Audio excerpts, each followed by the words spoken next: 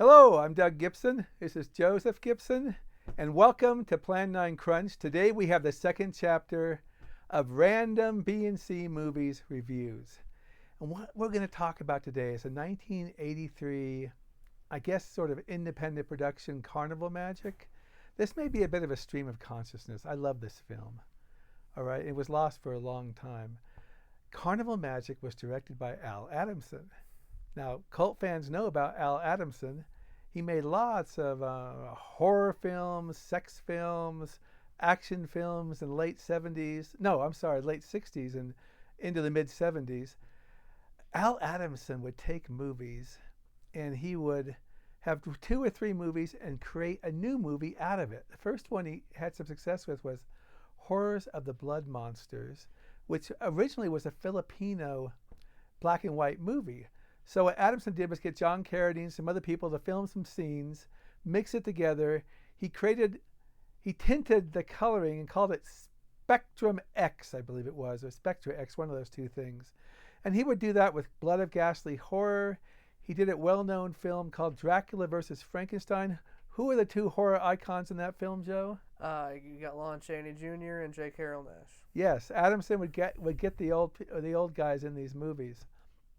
Also, Adamson had a huge hit with Satan's Sadists, which was a bicycle movie with bicycle gangs terrorizing people, and he would try to keep up on what was really popular.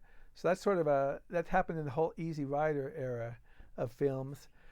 Now, what killed Adamson and people like Harry Novak and others is that the studios started to do what they were doing on the cheap, but the studios were doing them very expensive. This came to quote-unquote sex films. It came to films like Halloween being made.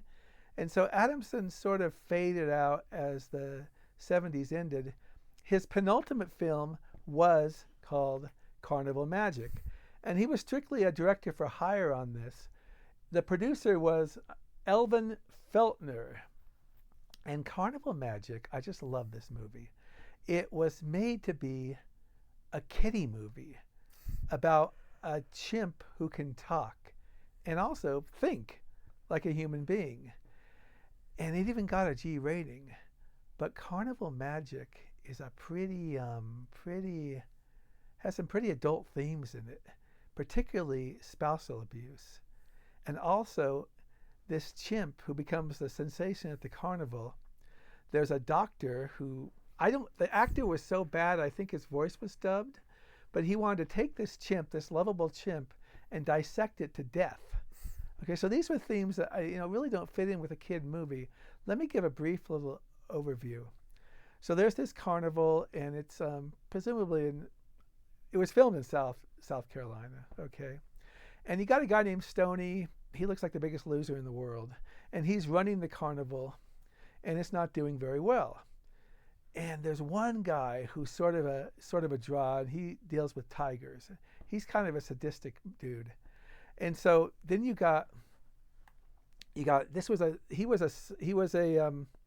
was a soap opera actor named Don Stewart, and he's the star. And Don Stewart was Markov the Magnificent, and he would do like just magic tricks. But there was nothing really exciting about that, so people weren't really paying attention. And then the Alexander the Great, the guy who has the tigers, gets into like a little bit of not a fight, but he tries to attack Markov. And he demands to Stoney that Markov be fired. So Stoney does that, but Stoney wants to know what is the secret that Markov is having in his trailer.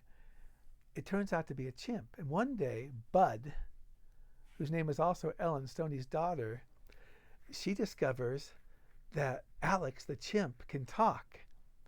And she convinces Markov to let Stoney go see it. And Stoney gets all charmed by this talking chimp and everything. So Markov keeps his job, and the carnival becomes a huge success. By the way, the carnival was filmed, just out of curiosity, I learned this. It was filmed during Peach Festival Carnival. So they were able to have crowds there and everything, and a lot of people as extras in small parts. So anyways, the chimp Alex is a big success. There are side scenes in any kind of low budget film that sort of is not really a top level. You'll have scenes that have nothing to do with the movie, really, and you don't have to be in there. And one is they advertise this actress as the girl in the car, or the blonde in the car. Her name was Missy O'Shea, who I believe was also in the film, what's the one with Burt Reynolds? Smokey and the Bandit, too, a small role. But she gets in a car where Alex takes over the car and she's sleeping in it. And that gives her a chance to see Alex the chimp driving as he screams, and the cop has to go rescue her and everything. But what happens is Alexander the Great, the bad guy, is angry at all the success. And so he talks to this sadistic Nazi-like doctor and tells him he can arrange for Alex to be kidnapped. All right. So one day they discover Alex disappeared. And so it's sort of funny. There's a carny subculture here. It's not done very well. But then when they find out Alex is in trouble, they just gather all the carnies. And you see all these people running out of tents or something like that, heading for their cars and trucks to go rescue Alex. It's apparently the carnival culture of the film. I did want to mention one thing. Al Adamson's wife, Regina Carroll, who played in some Elvis films in the 60s and also is in several of Al Adamson's movies, she plays a showgirl in the carnival. And I'm suspecting she got the role because maybe they needed to find somebody really quick, because she was semi-retired at the time herself. So anyways, I don't want to give everything away, but the climax takes place where they're all finding the doctor who's trying to kill Alex, and they're going to try to rescue the chimp and everything. There is a subplot I'm missing right now, I haven't given you, where there's a PR man for the carnival, and I mentioned Bud, Ellen, Stoney's daughter, and they sort of have a romance. It's a little bit creepy because the PR guy looks to be about 30 and she looks to be about 17 or 18. Let me remember the actress's name here, because she was also, give me a second here. Oh, good heavens, where's the cast here? Oh, here it is. Okay, her name was Jennifer Holton, and she was in soap opera for like over 1,000 episodes also. Stewart was a pretty well-known name back then, so it was kind of a coup for Elvin Feltler, or whatever his name is, to get him. Also, the guy that played Alexander the Great, he also had a bit of an acting career. His name was Joe Cirillo. His actual name is Kirk, but they call him Alexander the Great. And when they go to try to rescue Alex, Kirk is off with his girlfriend, another showgirl who was a local actress. They hired a lot of local actresses from, I presume the South Carolina area. And he pretty savagely hits her in the movie. And Joe, I want to ask you a question. Well, let me get through this first. And then then there are outtakes in the Blu-ray where the scene is even more when it was originally done. Joe, what did you think of the carnival? Do you feel it was done realistically and everything when you watched this? You've been to many carnivals. Okay, let's not say carnival, but it had rides. So you've been to Lagoon. How do you think this thing popped up? How do you think it compared? Well, aside from the talking monkey, there's stuff that you'd see at, I think, carnivals. I didn't pay much attention to the rides. I was more focused on the shirtless Markov. I'm kidding. The shirtless Markov. He appears so often in the movie. Better than a shirtless Stoney, right? Yeah. Stoney has an issue where he can't let his daughter become an adult, right? Yeah. He has her wearing a baseball cap and everything, and then when she falls in love with this guy, he takes it very hard. And one would think he would be concerned about the age difference, but he's not really concerned about that. Well, yeah, to be fair, she's not an adult. Yeah. So. Well, she is. She's probably 18 or so. And so he's concerned that he's lost a friend, right? And that's kind of interesting, isn't it? Because his wife left him, and they talk about that. What was the other question I was going to ask you real quick about this? How do you think the chimp did? Because this was a low-budget film. Did it look realistic to you? Well, it looked better than it sounded. I think I read that the chimp was like a really older chimp that like attacked some people, because chimps are very strong. So I don't recommend working with them. I think that's true. The chimp was also a female chimp. Yeah. But playing against type. This is an ambitious movie for low budget, so I want to talk a little bit about it. I found on the internet. Let me find it really quick. I found. Let's see. Oh, dun, dun, dun. For 2 decades, Carnival Magic was thought to be lost, but it did play in theaters. Years ago, I heard it only played in Europe somewhere. It actually played in the New England area, also in New York City, and it they did some. It also played in the South, and there's an article. Let's see if I can find it right here. Okay. Oh, there's a newspaper edition from 1983. Here it is. Movie premiering should please soap fans. You know, soap means soap opera. Okay. This is from March 4th, 1983. And it was from the Greenwood, South Carolina Index Journal. And it was an interview with Don Stewart. And you're not seeing my face right now, but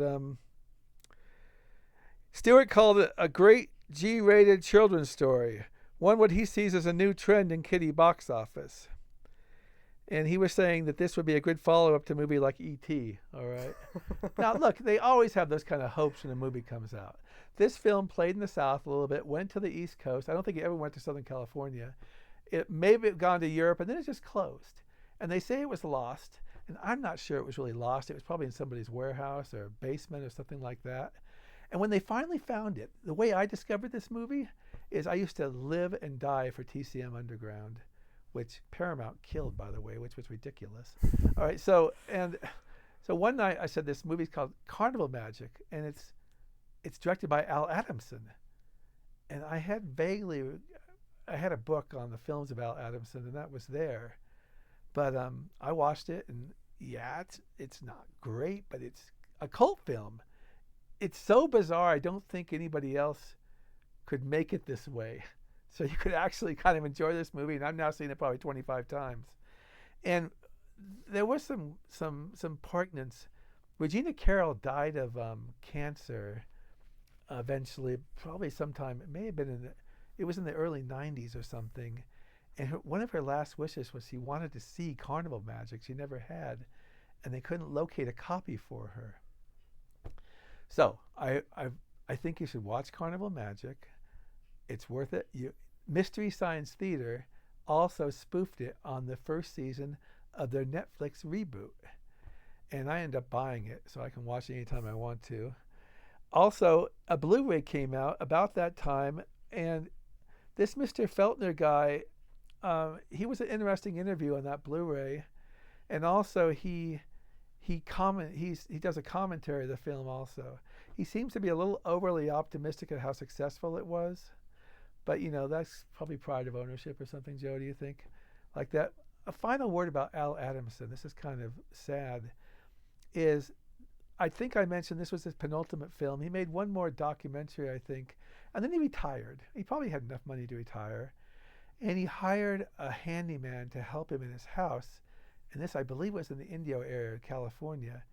And the man murdered him and stuck him underneath a hastily built hot tub. That didn't fool the cops. The guy took off. The cops discovered his body, and eventually they arrested him, I believe, in Florida. And that guy's probably still in prison right now. But that was in the mid-1990s. But Al Adamson was a very interesting guy. Some of the films he made also were, I particularly like, was The Female Bunch. And that's sort of his all-women take-off on The Wild Bunch. He made another film that was a half movie called Dr. Dracula that's really not that great, but I enjoy it. And Regina Carroll was she was a pretty good actress. She had good screen presence and personality. And she livens up Carnival Magic in her sort of middling role right now. And although Don Stewart's a little bit overdoes it on the mystic guy, don't you think? What was the funniest mystic moment you had in this movie, do you think? Remember when he's talking like we all have chains or cages or something like that, to the lions. It's not your fault. You have cages. We all have cages. That sort of cracked me up. Yeah. Okay. Well, anyways, we want to thank you for your time. Once again, the movie's Carnival Magic. I don't even know if it's on YouTube right now. I know you can buy a Blu-ray, at least you could. I know it's on Mystery Science Theater. And once again, this was our random review of B and C movies, number 2. We're at Plan9Crunch on YouTube, Plan9Crunch podcast and blog on Facebook. We're now on TikTok too. Plan9Crunch on TikTok. And with the blog is plan9crunch.blogspot.com.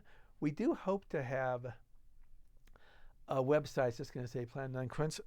Jack, can you look at this little thing right here, that crawling eye, which is a great movie, by the way. I don't know if you can narrow it down or not, but don't worry about it. This is a painting by Steve D. Stones at Plan9Crunch, and when we get a website, we really hope to have a place where we can sell things too, like Steve's paintings and stuff like that. Anyways, from Joe Gibson and I, thank you very much. And we will be back very soon because we're always doing stuff at Plan9Crunch. That's a wrap.